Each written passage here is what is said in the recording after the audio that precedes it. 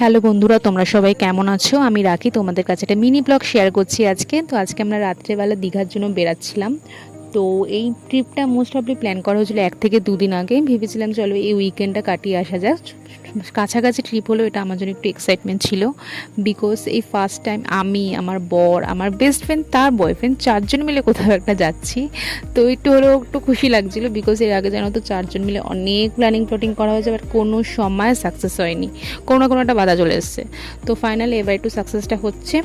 তো আমরা তারপর ওখান থেকে গিয়ে আমরা ডিরেক্টলি ভেবেছিলাম যে মেট্রো করে আমরা স্প্ল্যানেটে চলে যাবো, বাট গিয়ে দেখলাম মেট্রো বন্ধ। তারপর আমরা ডিরেক্টলি উবের করে আমরা স্প্ল্যানেটে নেমে গেলাম। স্প্ল্যানেটে নেমে দেন আমরা ওখান থেকে টিকিট কাট করে আমরা বাসে উঠে পড়লাম। আমাদের বাসটা মোটামুটি ভালো ছিল, 400 করে টিকিট নিয়েছিল। তো তো আমাদের বাসটা বেশ কমফোর্টেবল ছিল, খুব একটা খারাপ ছিল না। তো আমি ভেবেছিলাম আমার নেল পালিশ পরবো, বিকজ আমি নেল পালিশ পরে আসিনি। তো আমি বেস্ট ফ্রেন্ডকে বলে দিয়েছিলাম যে একটু নেল পালিশটা ক্যারি করে নিস। তো তারপর ও নেল পালিশটা দিল। আমি তো আমার পুচকি হাতে আবার নেল পালিশ করতেও পারি না। তো বরকে বললাম নেল পালিশটা একটু পরিয়ে দাও, ও পরিয়ে দিল। তারপর একটুখানি কোলাঘাটে গাড়ি থামানোর পর একটু স্ন্যাক্স নিয়ে নিলাম আমরা।